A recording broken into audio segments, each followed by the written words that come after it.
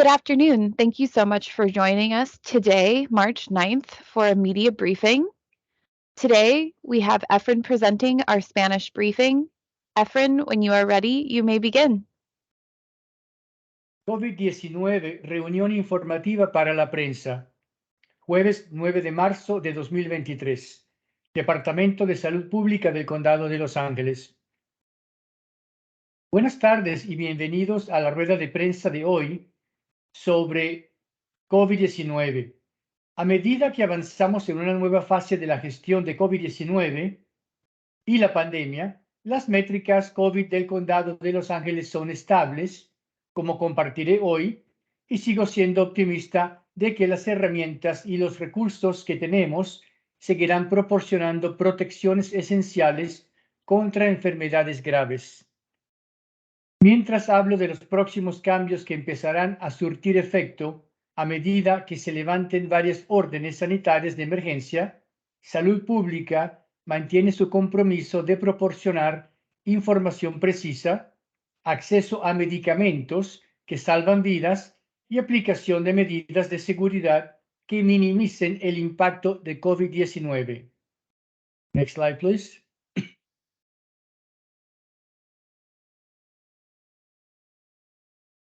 Diapositiva 2.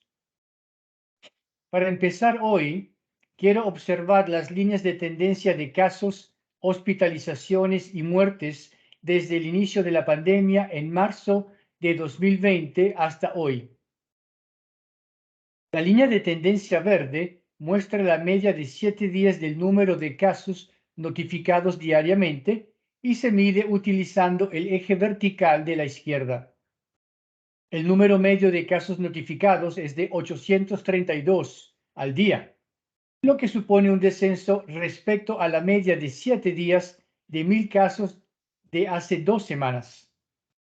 Con las pruebas domiciliarias, esta línea de tendencia no capta todos los casos del condado, pero ayuda a ilustrar cualquier cambio importante en la transmisión. La línea de tendencia naranja muestra la media de 7 días de ingresos hospitalarios. La semana pasada hubo una media de 88 ingresos diarios, lo que supone un descenso con respecto a los 109 ingresos diarios de los que informamos en nuestra última sesión informativa de hace 2 semanas. Agradezco que las tasas de hospitalización se mantengan relativamente estables, aunque es importante señalar, como se puede ver aquí en la línea de tendencia, que ha habido otros momentos durante la pandemia en los que las hospitalizaciones han sido menores. El pasado mes de septiembre informamos de una media de 7 días de 75 ingresos hospitalarios al día, y la pasada primavera, a mediados de abril, la media de 7 días de ingresos hospitalarios fue cercana a 20, lo que nos recuerda la naturaleza cíclica de la pandemia y nos anima a tomar medidas sensatas que puedan reducir el número de individuos con enfermedad grave por COVID.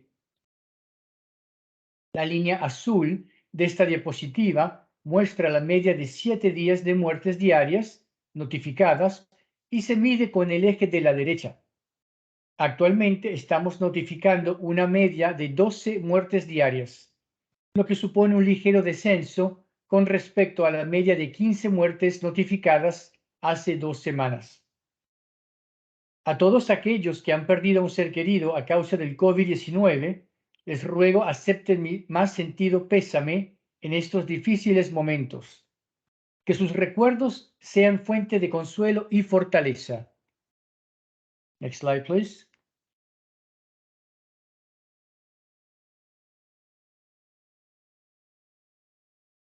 Diapositiva 3.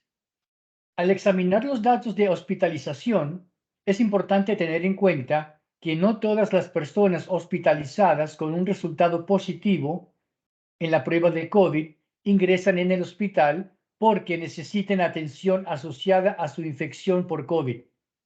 Esta diapositiva muestra la proporción por edad de hospitalizaciones positivas para COVID que cumplen la definición de enfermedad asociada a COVID, lo que significa que los síntomas de COVID-19 son la razón por la que la persona es hospitalizada, en lugar de dar positivo para COVID mientras está en el hospital por una razón diferente.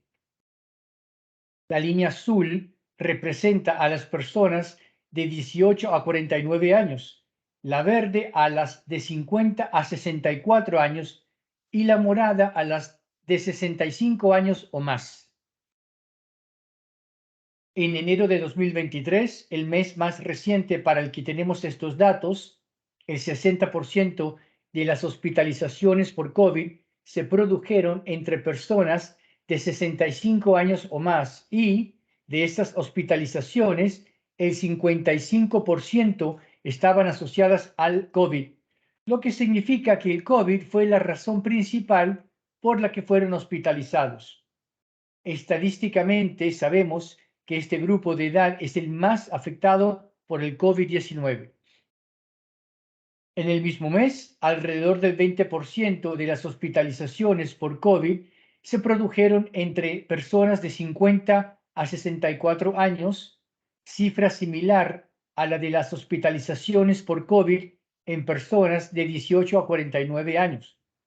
Sin embargo, para el grupo de mayor edad, el 50% de las hospitalizaciones estuvieron asociadas a COVID frente al 20% para el grupo de menor edad. Esto explica por qué, por término medio, cerca del 50% de todos los hospitalizados que dieron positivo en la infección por COVID estaban recibiendo atención por una enfermedad relacionada con COVID. Este gráfico comienza en agosto de 2022 y, para todos los grupos, la proporción de enfermedades asociadas al COVID ha aumentado desde entonces, de forma más significativa para las personas de 50 a 64 años. En agosto, el 41% de las hospitalizaciones de este grupo de edad estaban asociadas al COVID y ahora es el 50%. Para las personas de 18 a 49 años, la proporción ha aumentado del 15% al 20%. Y para el grupo de más edad, la proporción pasó del 52% a un máximo del 60% en diciembre.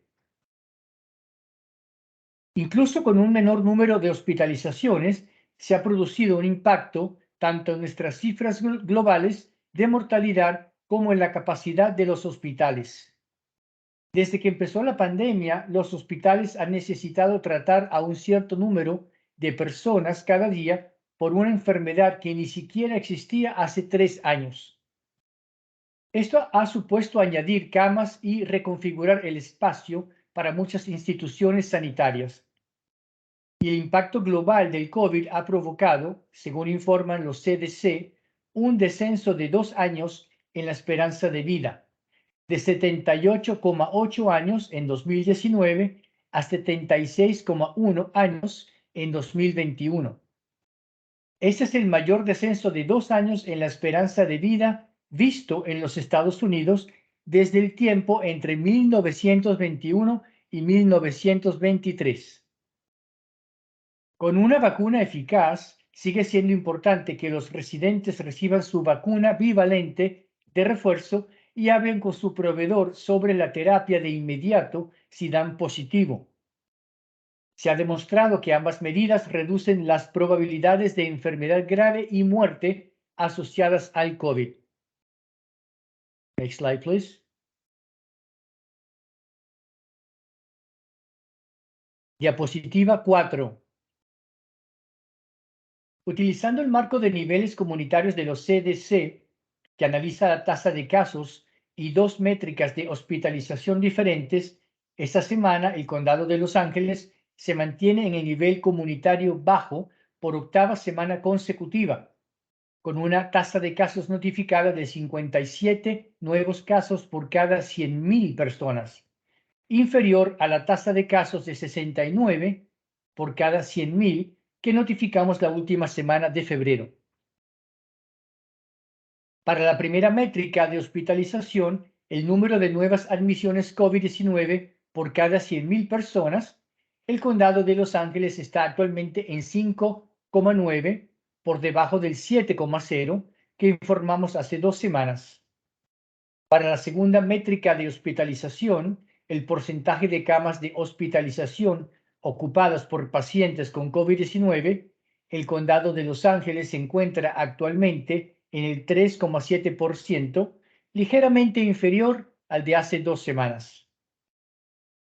El descenso continuado de los índices de hospitalización es una señal positiva. Next slide, please.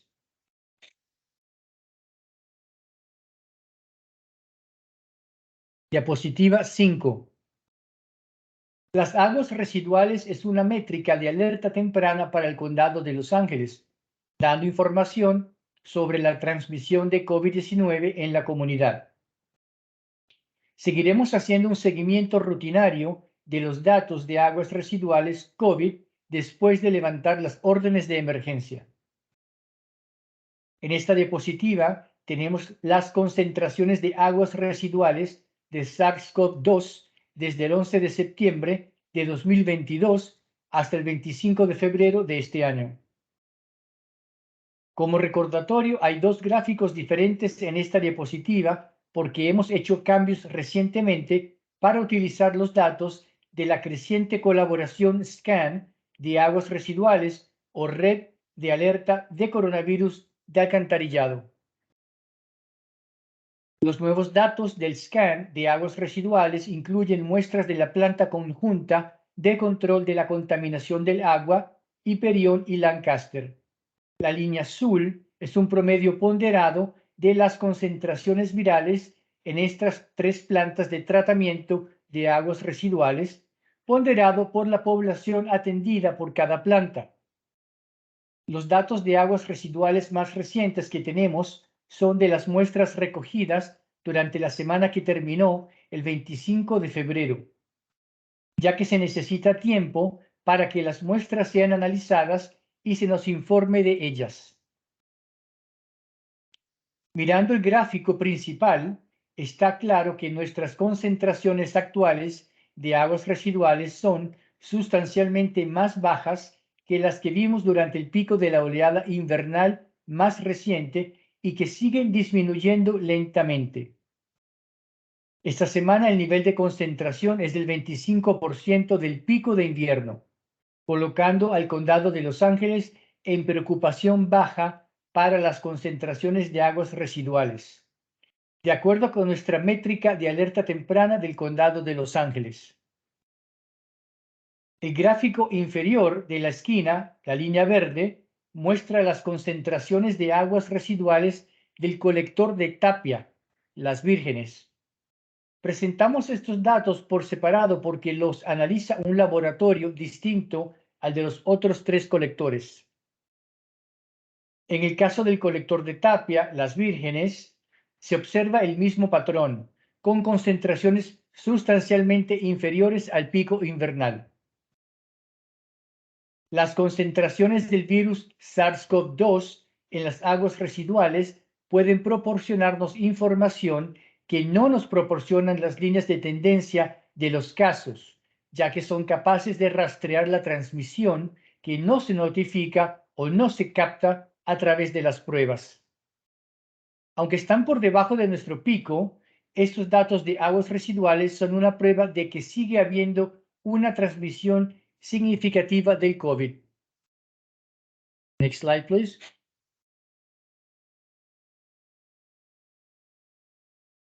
Diapositiva 6.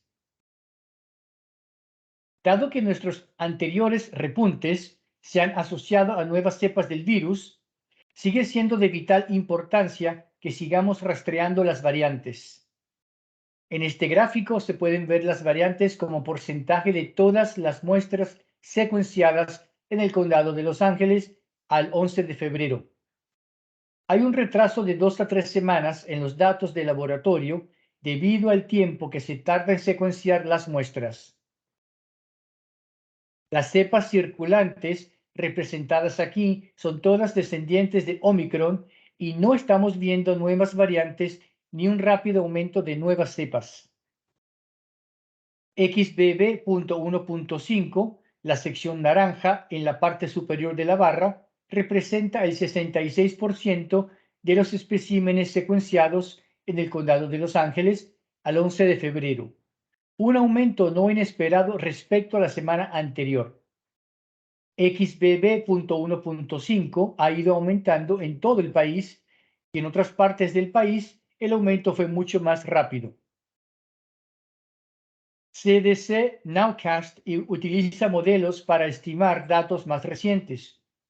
Los datos de Nowcast predicen que XBB.1.5 representa actualmente el 90% de los casos en todo el país y el 86% de los casos en la región 9, que incluye California. Y aunque en el pasado el predominio de cepas altamente infecciosas ha ido acompañado a menudo de un aumento de casos, hospitalizaciones y muertes, aquí y en otras partes de Estados Unidos, el creciente promedio de XBB.1.5 no parece estar correlacionado con más hospitalizaciones o muertes. Esto probablemente refleja mayores tasas de inmunidad, junto con un mayor uso de refuerzos y terapias eficaces. La cepa XBB, la parte amarilla de la barra, representa el 2% de los especímenes secuenciados, lo que supone un descenso respecto a la cifra aproximada del 5% que veníamos observando desde mediados de noviembre. Anteriormente dominante BQ.1.1, la barra morada, representa ahora el 17% de los especímenes secuenciados. Y, por último, CH.1.1, la cepa más reciente que estamos rastreando, mostrada por la barra azul claro, se mantiene en poco más del 1% de los especímenes secuenciados. Con los datos que confirman que no estamos viendo ninguna nueva cepa emergente que esté superando rápidamente a otras cepas, podemos confiar en que nuestras herramientas y medidas de protección de sentido común pueden seguir minimizando el impacto de COVID-19. Next slide, please.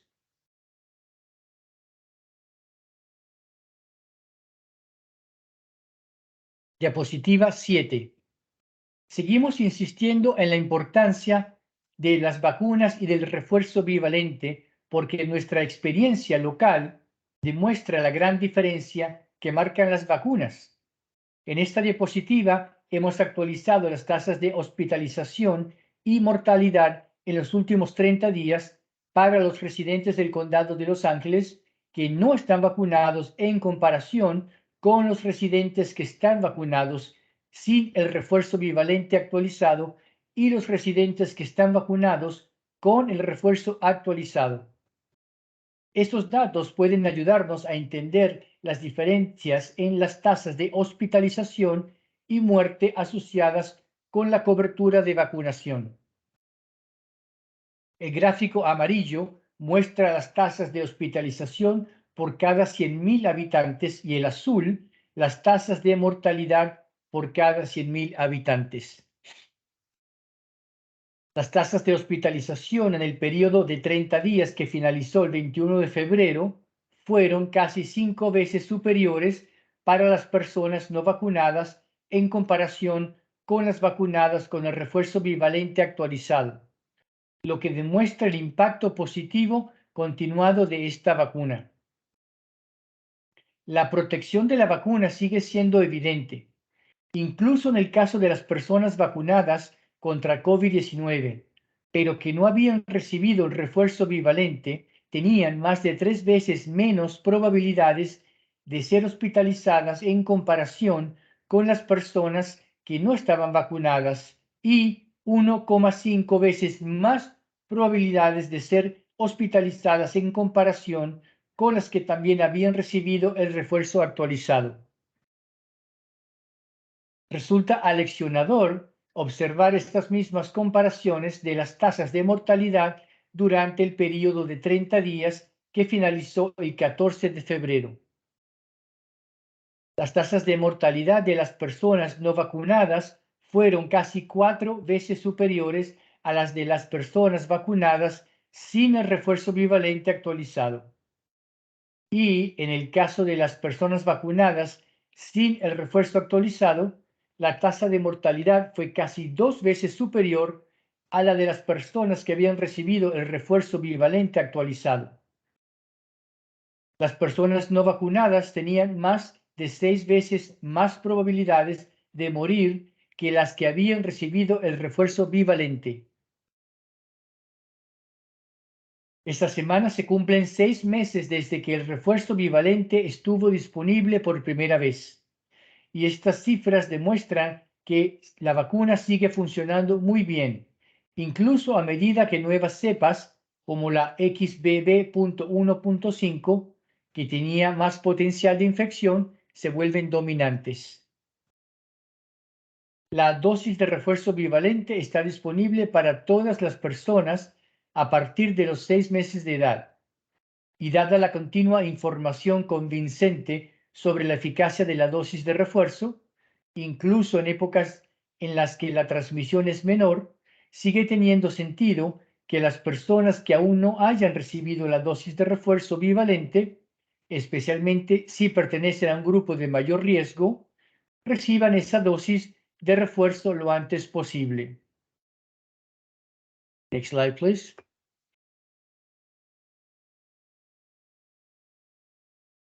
Diapositiva 8. En marzo de 2020, en todo el país se pusieron en marcha órdenes de emergencia a nivel local, estatal y federal para responder al COVID-19 y a la pandemia mundial resultante.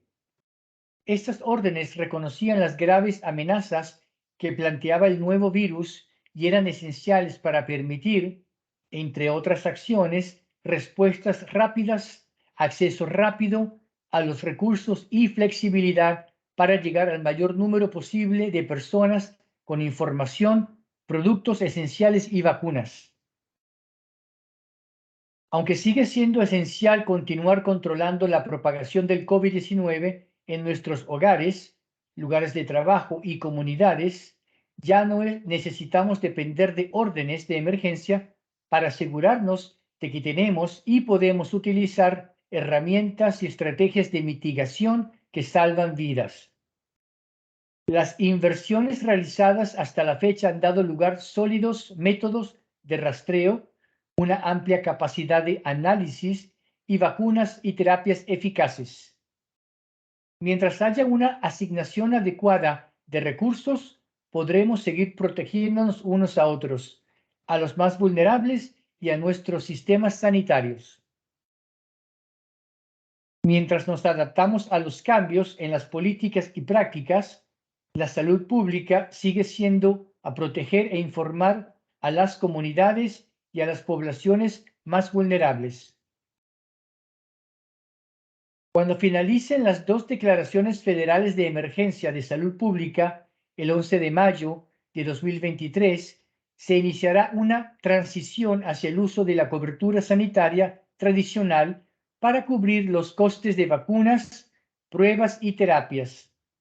Mientras que muchos seguirán pagando nada de su bolsillo por las vacunas COVID, los gastos de bolsillo para ciertos tratamientos pueden cambiar dependiendo de la cobertura de atención médica de un individuo. Aquí, en el condado de Los Ángeles, ya hemos empezado a trabajar en planes que garanticen que las personas sin seguro o con seguro insuficiente sigan teniendo acceso a terapias y vacunas que salvan vidas. El estado de emergencia de California COVID-19 terminó oficialmente la semana pasada, el 28 de febrero de 2023, y el viernes el Departamento de Salud Pública de California emitió cambios en las órdenes del oficial de salud del estado que repasaré en un minuto.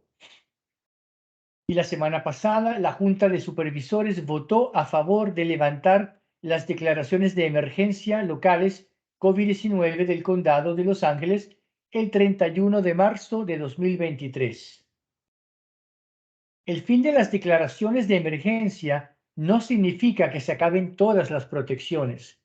En todos los niveles, muchas actividades esenciales continuarán porque se han creado sistemas y redes para garantizar que podamos responder adecuadamente, incluidas las normas para las compañías de seguros y los planes de salud y los reglamentos existentes relativos a la respuesta a las enfermedades transmisibles. En el condado de Los Ángeles, el oficial de salud, el Dr. Muntu Davis, conserva la autoridad de control de enfermedades transmisibles que no son de emergencia para emitir órdenes futuras para proteger la salud del público de los riesgos asociados con COVID-19. Next slide, please.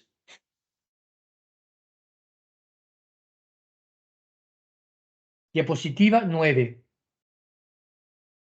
Como he señalado anteriormente, a medida que avanzamos, el Condado de Los Ángeles se ha comprometido a mantener el acceso de los residentes a los recursos necesarios, incluidas las vacunas, las pruebas COVID-19, la terapéutica y los servicios de telesalud. Además de las actividades de vigilancia de COVID en entornos de alto riesgo, continuará la supervisión de las señales de alerta temprana del Condado de Los Ángeles, incluida la observación de las aguas residuales y las tendencias de nuevas variantes, el seguimiento de grupos de casos en escuelas, centros de enfermería especializada y lugares de trabajo, y el examen de las métricas de visitas a los servicios de urgencias. Nuestros planes también incluyen mantener la capacidad de respuesta para hacer frente a las tendencias preocupantes y mantener informados a los residentes y las empresas con información precisa y recomendaciones de medidas sensatas. Next slide, please.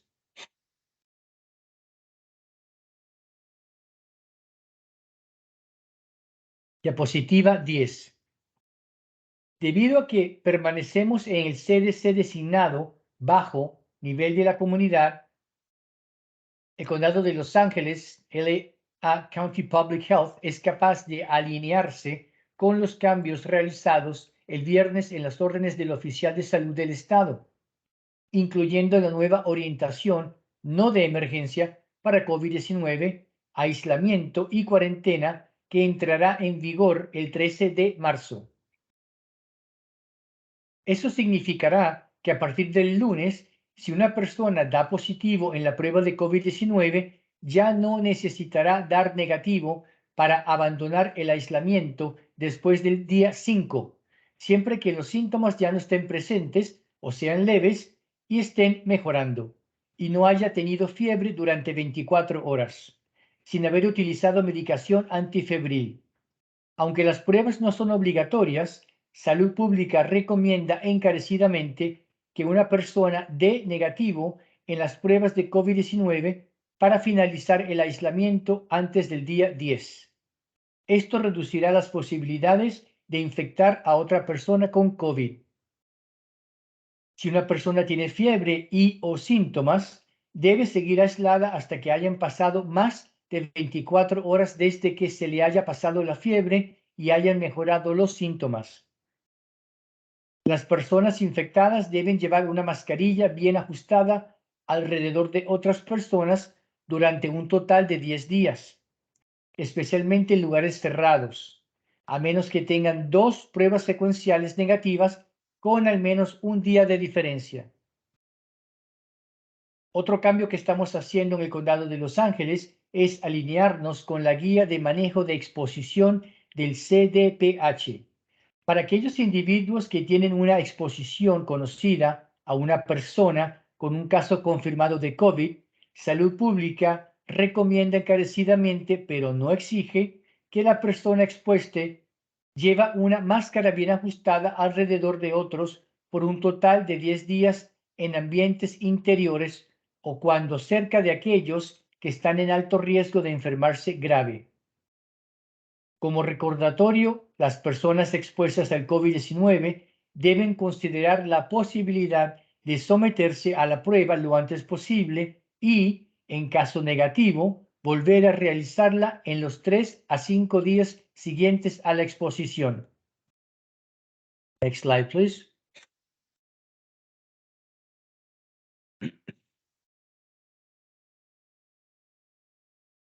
Diapositiva 11. Al permanecer en el nivel comunitario bajo, el Condado de Los Ángeles está alineado con el Estado en cuanto a la orientación actual sobre el enmascaramiento para el público en general. Mientras que en el nivel comunitario bajo, el enmascaramiento para el público en general se basa en preferencias individuales. Las personas mayores, inmunodeprimidas, con problemas de salud subyacentes o con muchas exposiciones, deben considerar la posibilidad de enmascararse en espacios públicos cerrados. También se recomienda el enmascaramiento a las personas que tienen un contacto regular o previsto con alguien vulnerable. Next slide, please.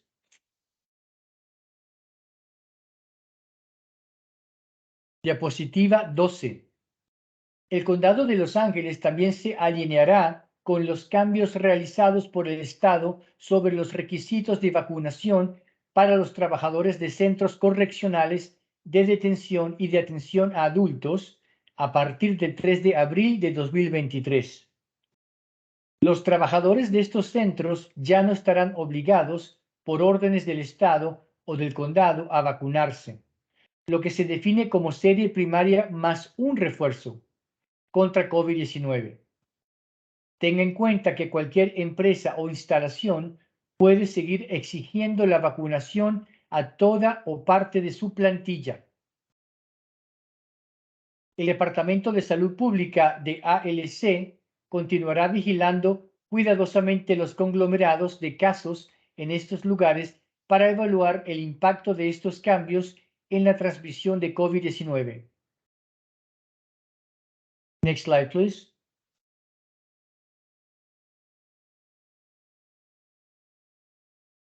Diapositiva 13. El Condado de Los Ángeles mantendrá las actuales protecciones de vacunación y enmascaramiento en los centros sanitarios con algunas modificaciones. En el Condado de Los Ángeles, el enmascaramiento seguirá siendo obligatorio para todos los trabajadores sanitarios que presten atención al paciente o trabajen en áreas de atención al paciente. En otras instalaciones, los empleados no están obligados a enmascararse. Los visitantes y los pacientes no están obligados a llevar mascarillas en los centros sanitarios, aunque siguen siendo muy recomendables. La cobertura de vacunación, serie primaria y un refuerzo seguirá siendo obligatoria para todos los trabajadores sanitarios, excepto para los empleados asignados al 100% al teletrabajo que nunca estén presentes en centros sanitarios. La mayoría de los trabajadores sanitarios ya están obligados por ley federal a vacunarse contra el COVID-19. Estos requisitos se actualizarán y reevaluarán antes de septiembre de 2023 para tener en cuenta las orientaciones actualizadas de la FDA y los CDC en relación con el calendario de la serie de vacunación contra el COVID y los riesgos actuales asociados a la infección por COVID. Next slide, please.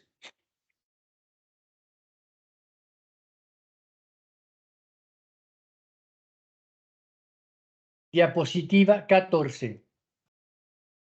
Con el fin de realizar un seguimiento cuidadoso del impacto de COVID-19, Salud Pública seguirá exigiendo la notificación de los conglomerados de casos y brotes de COVID en todos los lugares de trabajo, escuelas y centros de salud. Como se puede ver en esta diapositiva, que hemos actualizado y compartido frecuentemente, esta información nos permite comprender mejor los patrones de transmisión y orientar el uso de las protecciones de seguridad. Los informes de estos lugares también facilitan la intervención temprana y eficaz de los investigadores de brotes del DPH. Agradecemos a los responsables de estos centros todos sus esfuerzos por reducir el riesgo de transmisión. Next slide, please.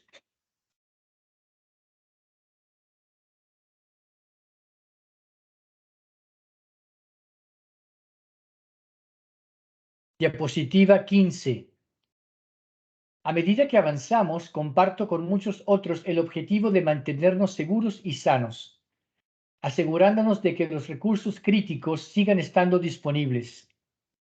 Dado que ahora sabemos mucho más sobre el COVID-19, cómo se propaga, quién es más vulnerable y cómo podemos prevenir la enfermedad grave, lo que también puede ayudar a disminuir el riesgo de COVID prolongado y ayudar a evitar futuros problemas de salud que puedan derivarse de una infección por COVID, sigue siendo importante trabajar juntos para mantener baja la transmisión.